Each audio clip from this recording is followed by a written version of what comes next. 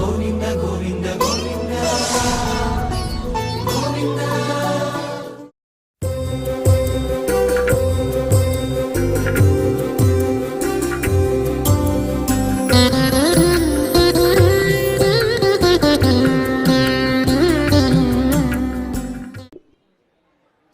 हरिः ॐ सहस्रशीर्षा पुरुषः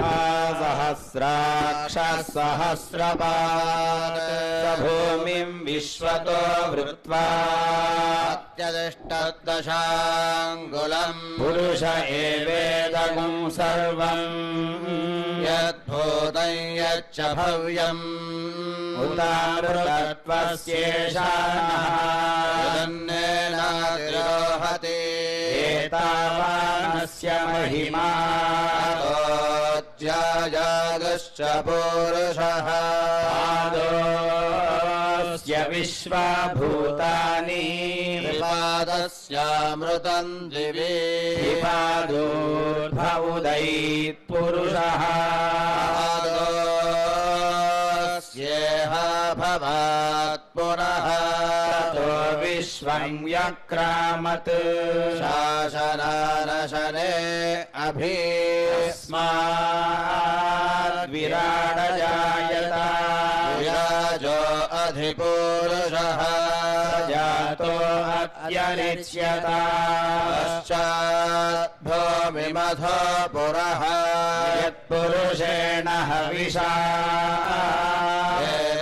यज्ञमतन्वता सन्तो अस्यासीदाज्यम् ग्रीष्म इत्मः शरद्धविः सप्तास्यासन् परिधयः सप्तसमिधः कृताः देवा यद्यज्ञं तन्वानाः अभद्रन् पुरुषं पशुम् तैयज्ञं बर्हिषिः प्रोक्षन् पुरुषं जातमग्रतः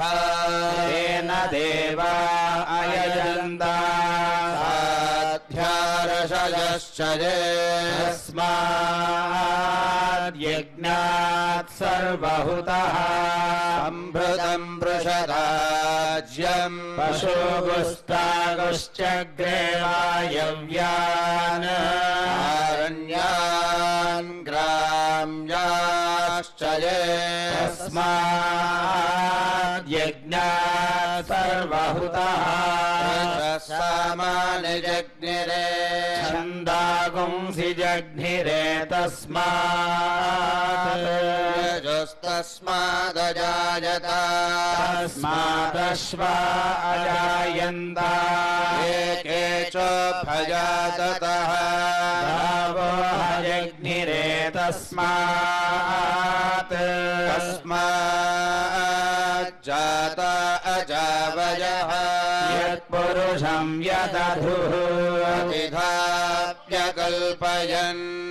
मुखं किमस्य कौ बाहू ऊरोपाद उच्यते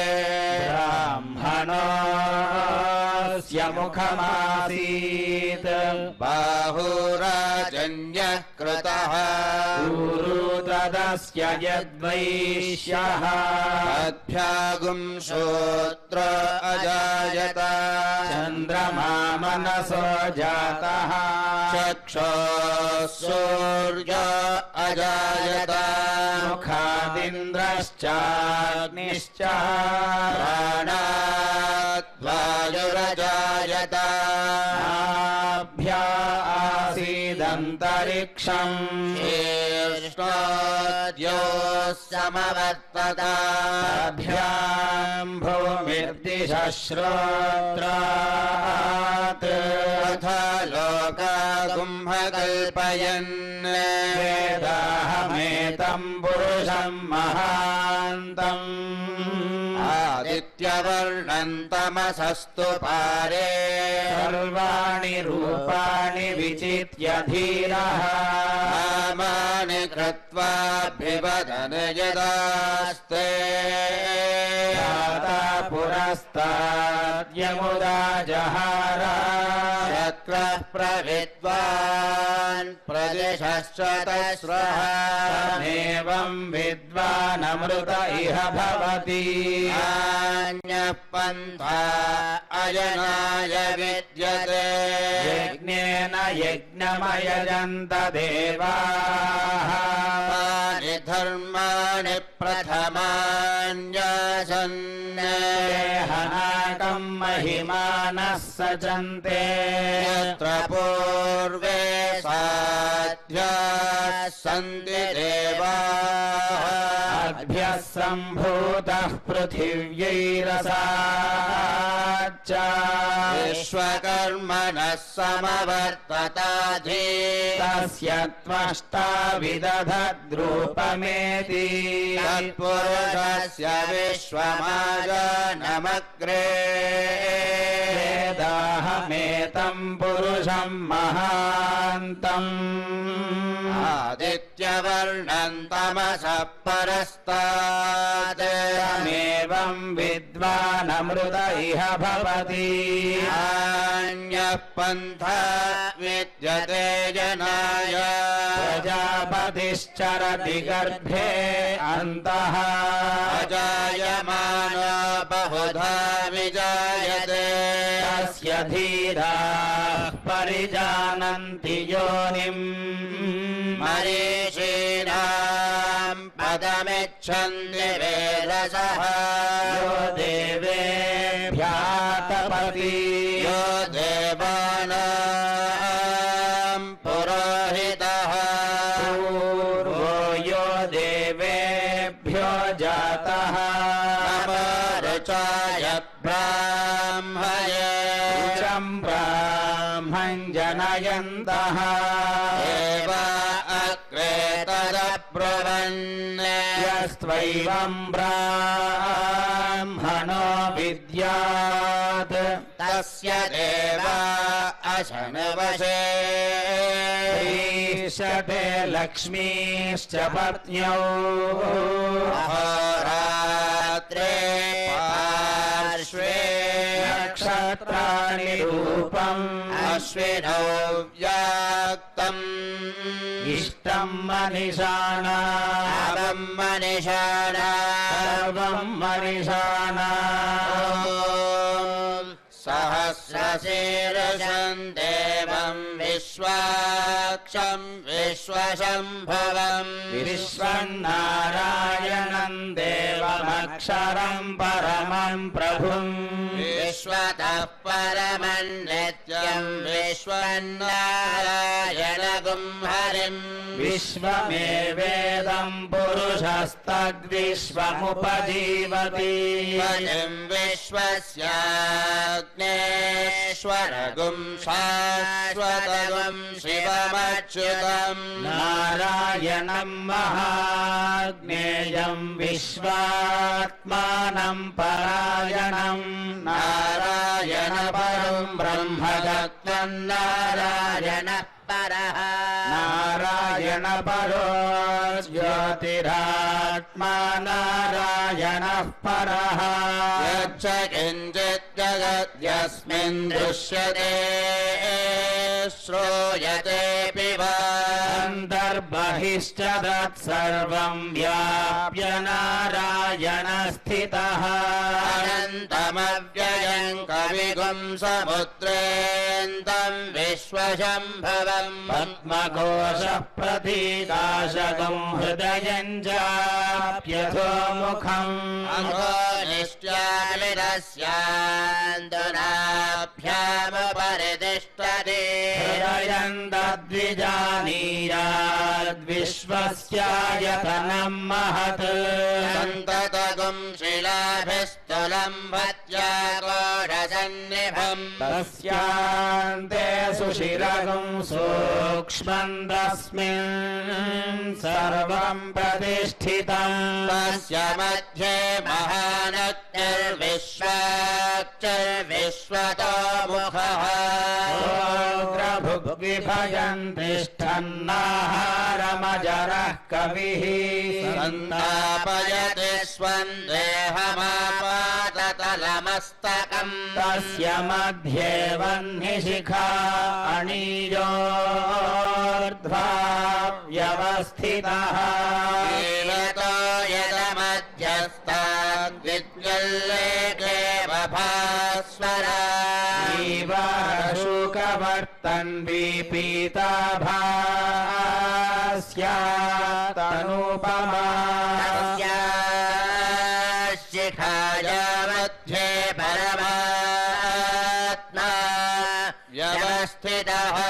स ब्रह्मा स शिवः सेन्द्रः सोऽक्षरः परमस्वराट् ऋतगुं सत्यं परं ब्रह्म पुरुषं कृष्णपिङ्गलम् ऊर्ध्वरेतं विरूपाक्षं विश्वरूपाय वै नमः नारायणाय विद्महे वासुदेवाय धीमहि तन्नो विष्णुः प्रचोदयात् नारायणाय विद्महे वासुदेवाय धीमहि तन्नो विष्णुः प्रचोदयात् विष्णोत्मकं वीर्याणि प्रबोधयः पार्थिवानि ममे प्रजागुंसि यो अस्कभायदुत्तरगो सदस्तं विचक्रमाणस्त्रेधोरुगायो विष्णोरराटमसि विष्णो पृष्ठमसि विष्णोऽस्यप्त्रे स्थो विष्णोऽस्योरसि विष्णो ध्रुवमसि वैष्णवमसि विष्णवे त्वास्य प्रियमभिपाथो अस्य नरो यत्र देवयवो मदन्ते क्रमस्य स हि बन्धुरित्था विष्णो पदे परमे बद्ध उत्सः तद्विष्णुस्तवते वीर्याय भीमः कुचरो गिरिष्टाः यस्योरुषु त्रिषु विक्रमणेषु अनिक्षिजन्ति भुवनानि विश्वा मात्रया तनुवा वृधाना ते महित्वमन्वष्णवन्दे उभेते विद्मरजसि पृथिव्या विष्णो देवत्वम् परमस्य वित्से चक्रमे पृथिवीमेष एता क्षेत्राय विष्णुर्मनुषेदशस्यन्न सुदासो अस्य कीलयोजना सह क्षितिगोषजनिमाचकार देवः पृथिवीमेष एता विचक्रमे शतच्च सम्महित्वा विष्णुरस्तु तव सस्तवीयान् देशगह्यस्य स्थविरस्य नाम देवा अवन्तु नो यतो विष्णुर्विचक्रमे पृथिव्याः सप्तधामभिः इदं विष्णुर्विचक्रमे त्रेधानि दधे पदम् समोहमस्य बाहुं सुरे पदा विचक्रमे विष्णुर्गोपा अदाभ्यः धर्माणि धारयन्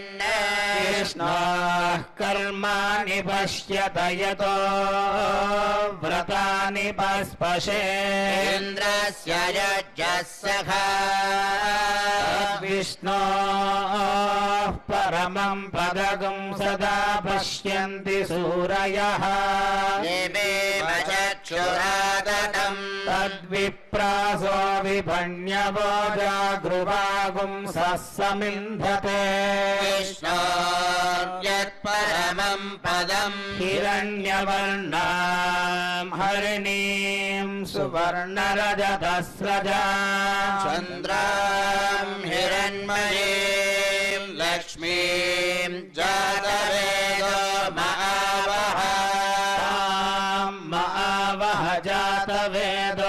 लक्ष्मीमनपगामिनी यस्यां हिरण्यं विन्देयङ्गामश्वं पुरुषाणहम् अश्वपूर्वां रथमध्यां हस्तिनादप्रबोधिनी श्रियं देवीमुपह्वये श्रीर्मा देवीज्जुषताम् सोऽस्मितां हिरण्यप्राकारामार्द्राञ्ज्वलन्तीं तृप्तां तर्पयन्तीं मे स्थितां पद्मवर्णान्तमिहोपह्वये श्रियम् चन्द्रां प्रभासां यशसा ज्वलन्तीं श्रियं लोके देवजुष्टामुदारां पद्मिनीमीं शरणमहं प्रपद्ये लक्ष्मी मेनस्य तान् त्वां वृणे आदित्यवर्णे तपसोऽधिजातो वनस्पतिस्तव वृक्षोऽथ बिल्वः तस्य फलानि तपसानुगन्धमायान्तरायाश्च बाह्य लक्ष्मी तु मां देवसखः कीर्तिश्च मणिना सह दुर्भूतोऽस्मि राष्ट्रेऽस्मिन् कीर्तिमुद्धिं ददातु मे पिपासामलान् ज्येष्ठामलक्ष्मीराजयाम्यहम् अभूतिमसमृद्धिं च सर्वान् निर्णुत मे गृहात् गन्धद्वारान् दुराधर्षान् नित्यपुष्टान्तरीषिणी ईश्वरेवं सर्वभूतानां तामिहोपह्वये श्रियम् मनसः काममाकूतिं वाचः सत्यमशीमहि पशूनां रूपमन्यस्य मरिश्रेश्रयतां यजः कर्दमेन प्रजाभूता मयि सम्भव कर्दमा श्रियं वासय मे कुले मातरं पद्ममालिनी आपसृजन्तु स्निग्धानि चिक्लीतव समे गृहे देवीं मातरं श्रियं वासय मे कुले आर्द्रायः करिणीं यष्टिं पिङ्गलां पद्ममालिनीं चन्द्रां हिरण्मयीं लक्ष्मीं जातवेदमावह आर्द्रां पुष्करिणीं पुष्टिं सुवर्णां हेममालिनीं सूर्यां हिरण्मयीं लक्ष्मीं जातवेदमावह महावह जातवेदो लक्ष्मीमनपगामिनी यस्यां हिरण्यं प्रभूतं गावो दास्योऽश्वां विन्देयं पुरुषाणहम् पद्मप्रिये पद्मिनि पद्महस्ते पद्मालये पद्मदलायताक्षी विश्वप्रिये विश्वमनोनुकूले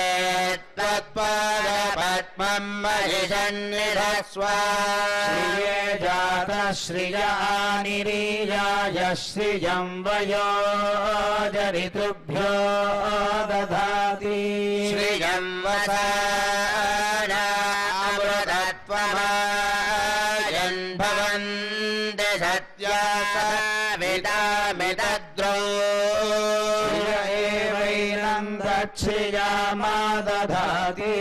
सन्ततमृतावशत्कृत्यं सन्धत्ते सन्धीयते प्रजया पशुभिः एवं वेद महादेव्यै विद्महे विष्णुपत्नी च धीमहि लक्ष्मीः प्रचोदयात्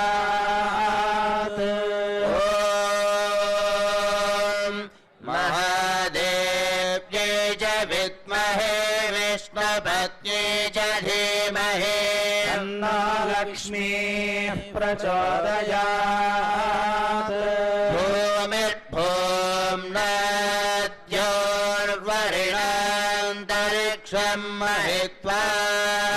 स्थिते देव्यदि तेऽग्निमन्नादमन्नाद्यायादधे आयुङ्गो पृष्टिरक्रमे दहरन्मातरं पुरः च प्रयं सुवः शक्तामविराजति वाक्पतङ्गारश्रये नित्यस्य वहद्युभिः अस्य प्राणादपानत्यन्तश्चरति वोचना यख्यन्महिषः सुवः कृद्रः परोपमन्युनायतवर्त्या कल्पमग्ने तत्तव पुनस्त्वोद्दीपयामसि यत्ते मन्युपरोक्तस्य पृथिवी मरुतध्वजे आदित्या विश्वे तद्देवावधवश्च समाभरन् निधिले देवी वसुन्धरा स्यात् वसुधा देवी वासवी ब्रह्मवर्चसः पितॄणां श्रोत्रं चक्षुर्मनः देवी हिरण्यगर्भिणी देवी प्रसूदरी सदने सत्यायने सीदा समुद्रवती सावित्री हनो देवी मह्ययी महोधरणी महोऽध्यतिष्ठा शृङ्गे यज्ञे यज्ञे विभीषणे इन्द्रपत्नी व्यापिनी सुरसरिहा युमते जलसजने श्रियन्धाराजा सत्यन्दो परिमेधिने परिधत्तङ्गाय विष्णुपत्नीं महीं देवीं माधवीं माधवप्रिया लक्ष्मीं प्रियसखीं देवीं नमाम्यच्युतवल्लभा धनुर्धराणे विद्महे सर्वसिद्ध्यै च धीमहि धरा प्रचोदयात् धनुर्धरायै विद्महे सर्वसिद्ध्यै च धीमहि धरा प्रचोदयात् शृण्वन्ति श्रोणाममृतस्य गोपा यामस्य उपशृणोमि वाचम् महीं देवीं विष्णुपत्नीमजूर्या मेनागुं हविषाय जामः प्रेधा विष्णुरुगायो विचक्रमे दिवं पृथिवीमन्तरिक्षं तच्छोरेश्रव इच्छमाना यज्ञश्लोकं यजमानाय कृण्वति कृतवती सवितराधिपत्यैः पयस्वतीरन्तिराशानो अस्तु ब्रुवादिशां विष्णुपत्न्यघोरास्येषाना सहसोऽयमनोता बृहस्पतिर्मातरिष्वतवायुः सन्धुवाना वाता अभिनो गृणन्तु इष्टम्बो दिवो धरुणः पृथिव्या अस्येषाना जगतो विष्णुपत्नी नो मित्रः संवरुणः नो भवत्पर्यमा इन्द्रो बृहस्पतिः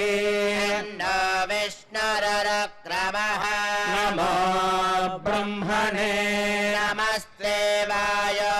त्वमेव प्रत्यक्षं ब्रह्मासि त्वमेव प्रत्यक्षं ब्रह्म वदिष्यामि वदिष्यामि सत्यं वदिष्यामि तन्मामवतु वक्तारमवतु अवतु अवतु वक्तारम् ॐ शान्ति शान्ति शान्तिः शन्नो मित्रश्यं वरुणः शन्नो भवत्वर्यमा न इन्द्रो बृहस्पतिः शन्नो विष्णुरुक्रमः ब्रह्मणे नमस्ते वायो त्वमेव प्रत्यक्षं ब्रह्मासि त्वामेव प्रत्यक्षं ब्रह्मावादिशम् ऋतमवादिशं सत्यमवादिशम् तन्मावेद वक्तारमावीत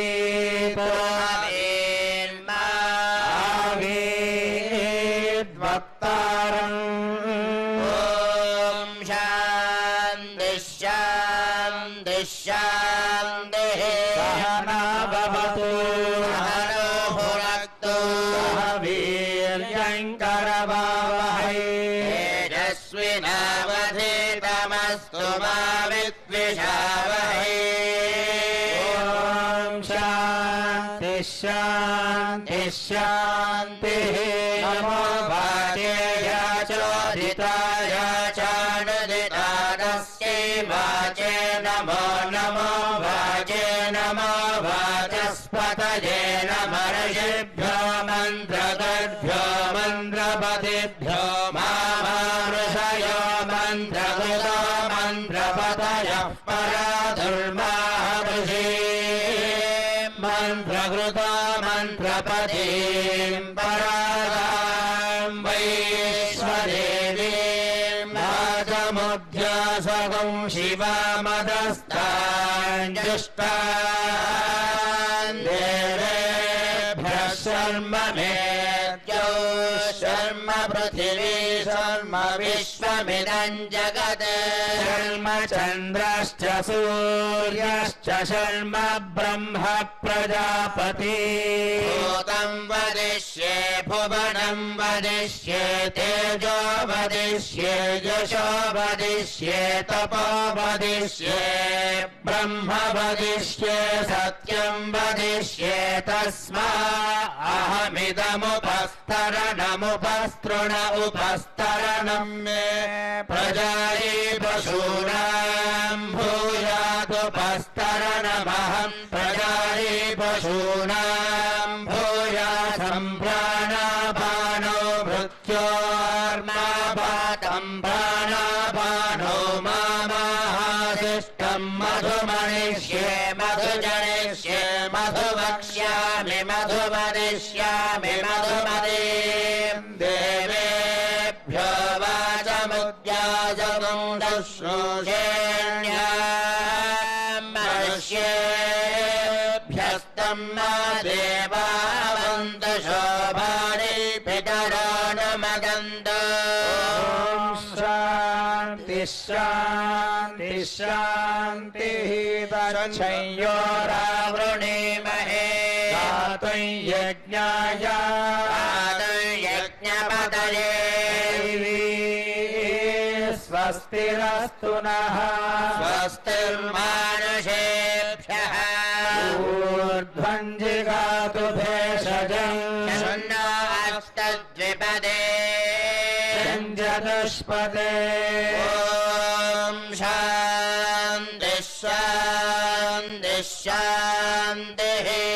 नो वातः पवतां मातरिश्वासन्नस्तपतु सूर्यः निशम्भवन्तु नः सगुं रात्रिप्रतिधीयता शमुषा नो व्युच्छतु समादित्य उदेतु नः शिवानश्यन्तमा भव समृढीका सरस्वती माते व्योमसन्दृशी शिवास्तु मध्वास्तु भवन्तो भूयास्ममावास्तोश्चित्स्मस्य वास्तु स भूयाद्योऽस्मान् द्वेष्टियम् च वयम् विष्मः प्रतिष्ठासि प्रतिष्ठावन्तो भूयास्ममा प्रतिष्ठायाश्चित्स्मह्य प्रतिष्ठः स भूयाद्योऽस्मान् द्वेष्टियम् च वयम् विष्मः वातवाहि भेषजम् विवातवाहि यद्रपः स्वं हि विश्वभेषजो देवानां दूतैयसे विमौ वातो वाता सिन्धोरापरावतः रक्षं मे अन्य आवातु परान्यो वातु यद्रपः ततो वातते गृहे मृतस्य निदर्शितः ततो नो देहि जीवसे ततो नो देहि भेषजम् ततो नो महावह वात आवातु भेषजम् शम्भूर्मयो भूर्न हृदे प्रणायोगुंसितारिषतु इन्द्रस्य गृहोऽसितम् वा प्रपद्ये सगुस्वाश्वः सहयन्मे अस्ति तेन भूः प्रपद्ये भुवः प्रपद्ये सुवः प्रपद्ये भूर्भुवः सुवः प्रपद्ये वायुम् प्रपद्येनार्ताम् देवताम् प्रपद्ये श्मानमाखनम् प्रपद्ये प्रजापतेर्ब्रह्मकोशम् ब्रह्म प्रपद्य ॐ प्रपद्ये अन्तरिक्षम् महुर्वन्तरम् बृहदग्नयः पर्वताश्च जयावादस्वस्त्या स्वस्तिमान्तया स्वस्त्या स्वस्ति मानसानि प्राणापानो मृत्योर्मापातम् प्राणापानो मामाहादिष्टम् मयि मेधाम् मयि प्रजाम् मयि यज्ञस्तेजो दधातु मयि मेधाम् मयि प्रजाम् मयीन्द्र इन्द्रियम् दधातु मयि मेधाम् मयि प्रजाम् मयि सूर्यो भ्राजो दधातु युभिरक्तुभिः परिपातमस्मानरिष्टेभिरश्विना सौभगेभिः अन्नो मित्रो वरुणो वामहन्तामदितिः सिन्धुः पृथिवी उदद्यौ दयानश्चित्रा भुवदूती सदा वृधः सखा सचिष्ठया वृता तस्त्वा सत्यो मदानाम् मगुम्भिष्टो मत्सदन्धसः ऋणाजिदारुजे वसो अभीषुणः सखीनामवितादरितॄणाम् भवास्योतिभिः वयः सुपर्णा उपसेदुरिन्द्रम् प्रियमेधारुषयो नाधमानाः अपध्वान्तमोर्निः पूर्भिर्मुहूर्तस्मान्निधये बद्धा शन्नो देवीरभिष्टय आपो भवन्तु पीतये योरभिश्रवन्तु नः ईशानाभार्याणाम् चयन्तीश्चर्षणीना अपोजाजामि भेषजम् सुमित्रानापवोषधयः सन्तु दुर्मित्रा तस्मै भूयासुर्योऽस्मान् द्वेष्टियम् च वयम् विष्मः पोहिष्ठामयो भुवस्तानभूरेदधातना हेरणाय चक्षसे शिवतमो रसस्तस्य भाजयते हनः उषतीरिव मातरः तस्मारङ्गमामवो यस्य क्षयाय जिन्वथा जनयथाचनः शिवे शान्ता साग्निना शान्ता सा मे शान्ता शुचगुं शमयतु अन्तरिक्षगुं शान्तं तद्वायुना शान्तं तन्मे शान्तगुं सुजगुं शमयतु यो शान्ता साधित्येन शान्ता सा मे शान्ता शुचगुं शमयतु शिवी शान्तिरन्तरिक्षगुं शान्तिर्द्यो शान्तिर्दिशः शान्तिरवान्तरदिशा शान्तिरग्निः शान्तिर्वायुः शान्तिरादित्यः शान्तिश्चन्द्रमाः शान्तिर्नक्षत्राणि शान्तिरापः शान्तिरोषधयः शान्तिर्वनस्पतयः शान्तिर्गौः शान्तिरजा शान्तिरश्वः शान्तिर्पुरुषः शान्तिर्ब्रह्म शान्तिर्ब्राह्मणः शान्तिः शान्तिरेव शान्तिः शान्तिर्मे अस्तु शान्तिः तयाहगुं शान्त्या सर्वशान्त्या मह्यन्धिपदे चतुष्पदे च शान्तिं करोमि शान्तिर्मे अस्तु शान्तिः येह श्रीश्च ह्रीश्च धृतिश्च तपो मेधा प्रतिष्ठा श्रद्धा सत्यं धर्मश्चैतानि मोत्तिष्ठन्तमनोत्तिष्ठन्तु मामागुश्रीश्च ह्रीश्च धृतिश्च तपो मेधा प्रतिष्ठा श्रद्धा सत्यं धर्मश्चैतानि मामायुषा स्वायुषो दोषधीना गुंरसेनोत्पर्जन्यस्य सुष्मेनागस्थाममृतागुम् अनो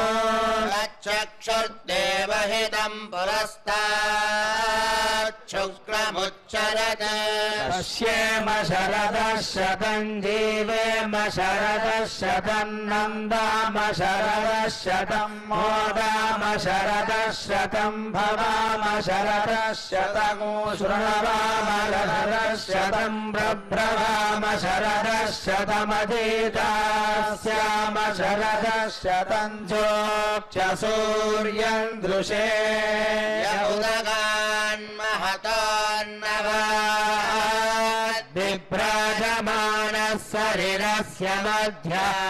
समावृषभो लोहिताक्षः सूर्यो विपश्चिन्मनसा पुनात् ब्रह्मणश्चोदन्यसि ब्रह्मण आनीस्थो ब्रह्मण आवपनमसि धारितेयं पृथिवी ब्रह्मणा मही धारितमेनेन महदन्तरिक्षं दिवन्दाधार पृथिवी गुंसदेवा तदहं वेद तदहं धारयामि मामद्वेदोऽधिमिश्रसतो मनीषे समीचे भूतस्य भव्यस्यावरुध्ये सर्वमायुरयाणि सर्वमायुरयाणि आभिर्गीर्भिर्यजतो नभो नमाप्यायय हरिवो वर्धमानः स्तोत्रभ्यो महि गोत्रारुजासि भूयिष्ठभाजो अदते श्यामा ब्रह्मः प्रावादिष्म तन्नो माहासीत् ॐ शान्तिः शान्तिः शान्तिः दीक्षां याख्यास्यामः वर्णस्वरः मात्राबलम् सामसन्तानः इत्युक्तः शेषाध्यायः मनोजयः सहनो ब्रह्मवर्चसंहिताय उपनिषदं व्याख्यास्यामः पञ्चस्वधिकरणेषु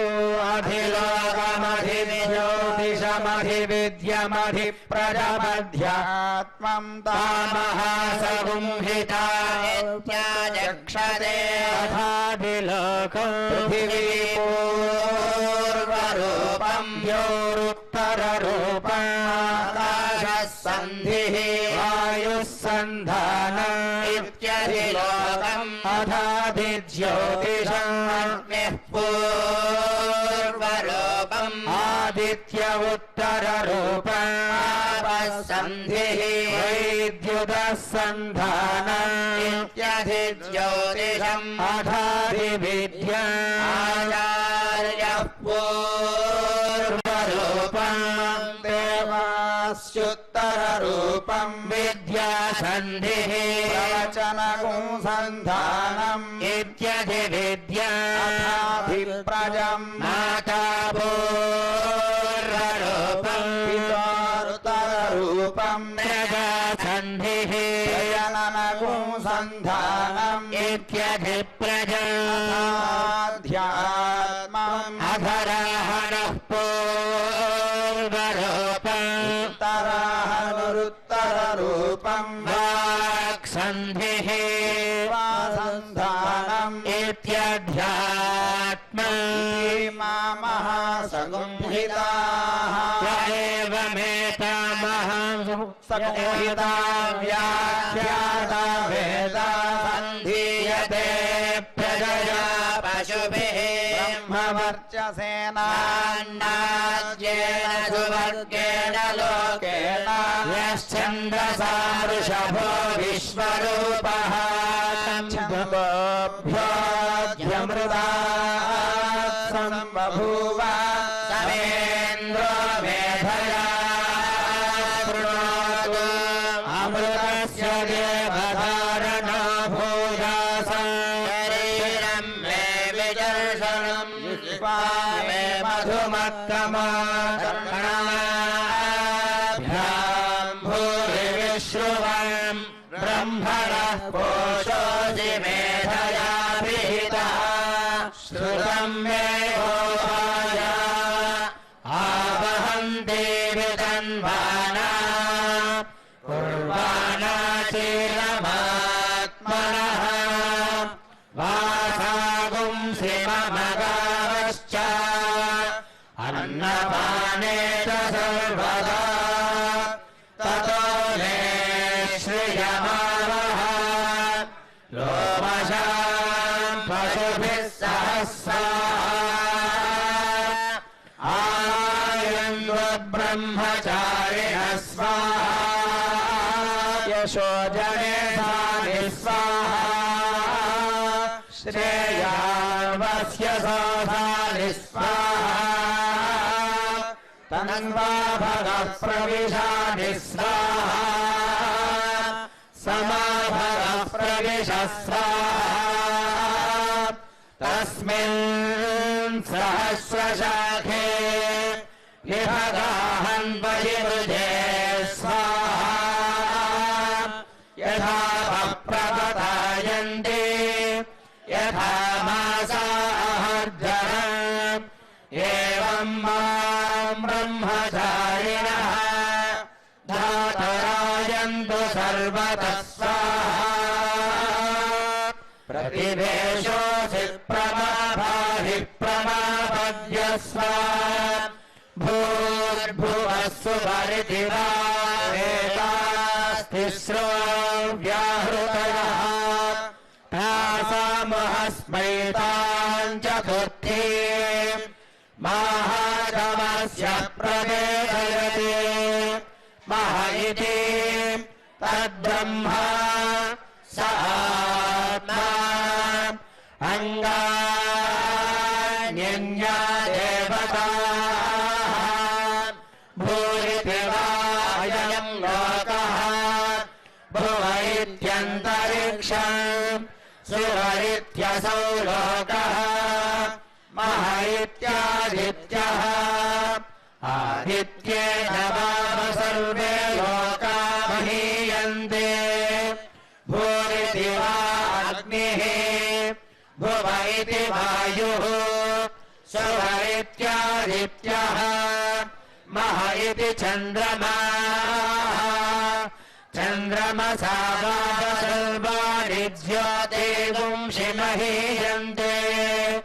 भूरिति वार्धः भुव इति सामानि सुभ इति यजुगुंषि मह इति ब्रह्मा ब्रह्मणा वाव सर्वे वेदा महीयन्ते भूरिति वै प्राणः भुव इत्यपानः सुभ इति व्यानः मह इत्यन्नम् अन्नेन वाव सर्वे प्राणा महीयन्ते तावा एताश्चतस्रश्चतुर्धा चतस्रश्चतस्रो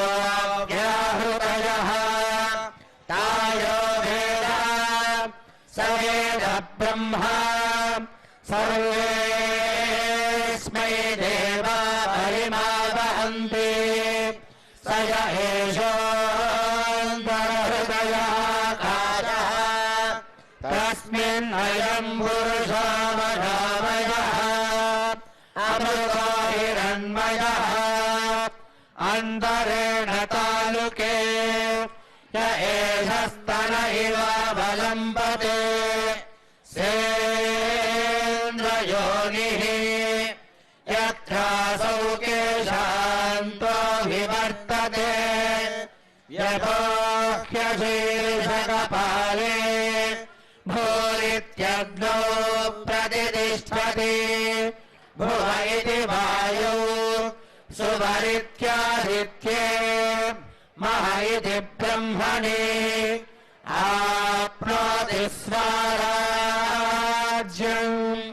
आप्नोति मनसस्पतिम् वाक्पतिश्चक्षुष्पतिः श्रोत्रपतिर्विज्ञानपतिः एतत्ततो भवति आकाशशरीरम् ब्रह्मा सत्यात्मप्राणानामम् मनानन्दम् शान्तिसमृद्धममृतम् इति प्राचीनयोग्योपास्मा पृथिव्यन्तरिक्षम् ज्योतिषो वान्तरदिशाः अग्निर्वायुरादित्यश्चन्द्रमा नक्षत्राणि आपवोषधयो वनस्पतया आकाश आत्मा इत्यधिभूत अथाध्यात्म प्राणो व्यानो पान उदानः समानः चक्षुश्रोत्रम् मनोवाक्त्वक्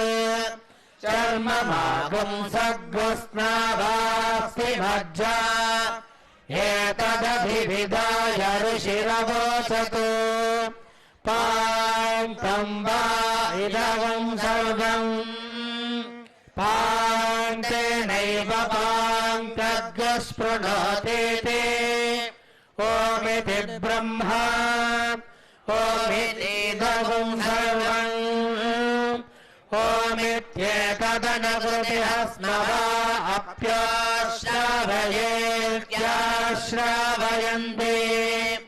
ओमिति सामानि गायन्ति ॐ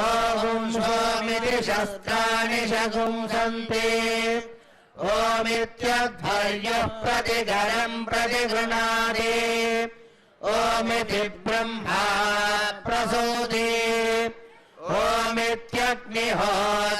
ओमित्यग्निहोत्रमनुजानाति ओमिति ब्राह्मणः प्रभक्षन्नाह ब्रह्मोपाप्नवानीति ब्रह्मैवोपाप्नोति ऋतम् च स्वाध्याय प्रवचने च सत्यम् च स्वाध्याय प्रवचने च तपश्च स्वाध्याय प्रवचने च समश्च स्वाध्याय प्रवचने च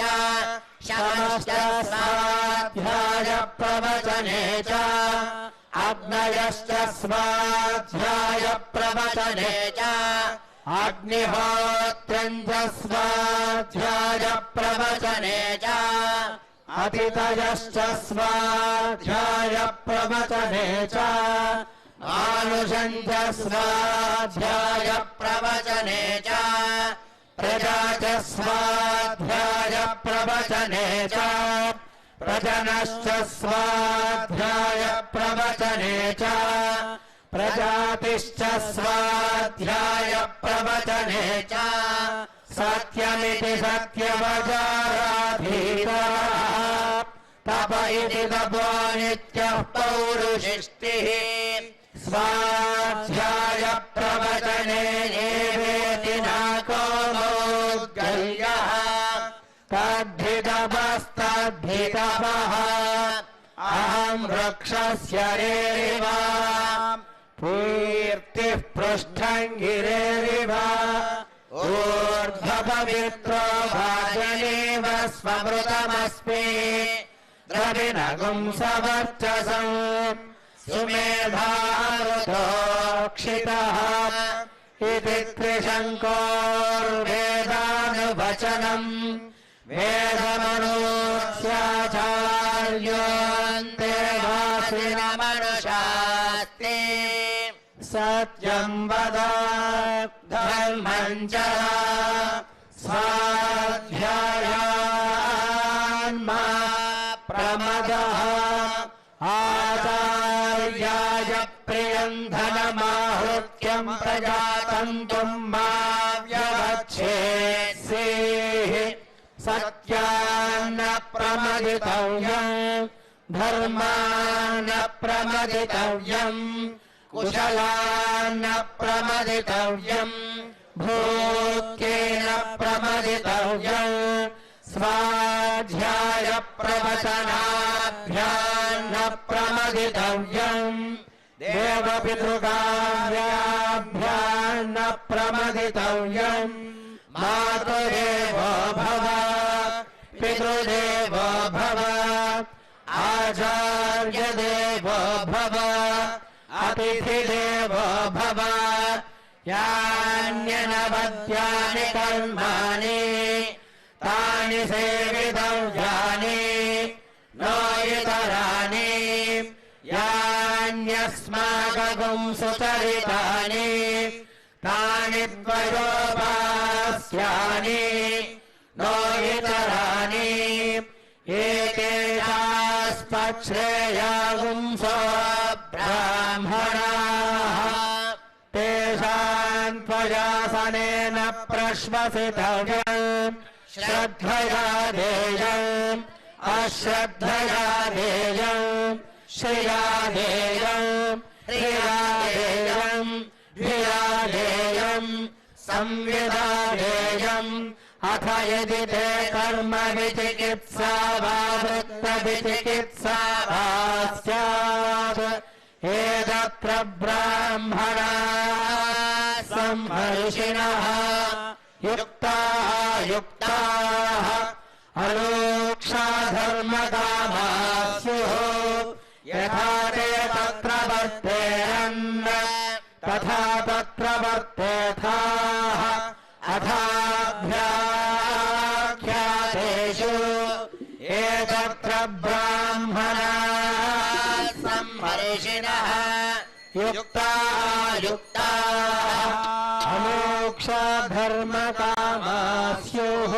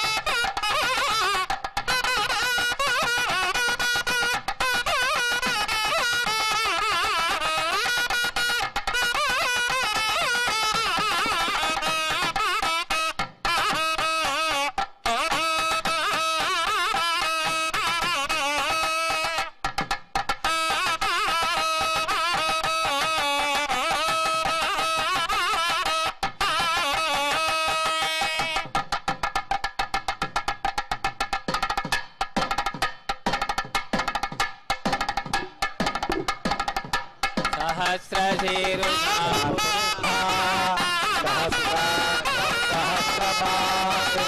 सभोमिं विश्वतो भूत्वा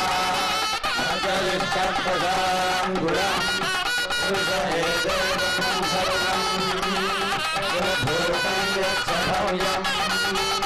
चारुतत्त्वस्येषाणः यतन्मेनादिरोहति एतावास्य महिमा अधो राजायुष्यपूरुषः आयोस्य विश्वाभूतानि विशारस्यानुलम्बिभिः कृपायो भवेत् पुरुषः आयोस्येह भवात् पुनः ततो विश्वं व्यक्रामत् शासनानशने अभि तस्मात् विराजोऽधिपूरुषः पश्चाद्भो निमखो पुरः यत्पुरुषेण हविषा देवायज्ञासंसदा वसन्तोऽस्याभिधानम्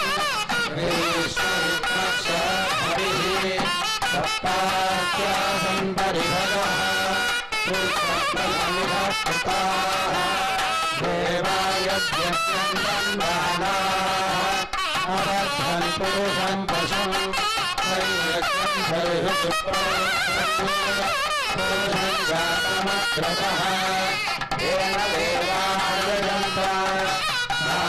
साध्यार्षदस्तये तस्मात् यज्ञास्य बहुतः सम्भृतं पुरराज्यं पशुवृत्तास्य देवाय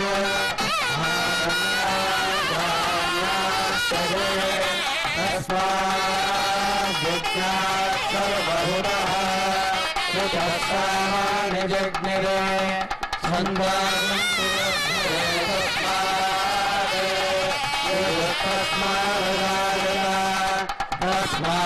तस्मादश्वाजायन्त एके च भजाजगः भावोह जज्ञिरे तस्मात् जाता जावयः यत्पुरुषं व्यभूः अतिसामरतो बाहु बाहुलो पादारुच्येते ब्राह्मणोऽस्य मुदासीत् बाहुरागण्यपुरः पूर्वतमसर्वोत्सः अध्यायं दोषोऽजायत चन्द्रमानसोजातः चक्षुसूर्योऽजायत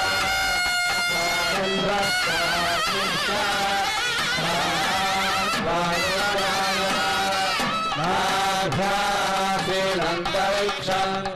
ज्येष्ठाभ्यो समवर्तता पद्भ्यां भो मृत्युदक्षोभ्या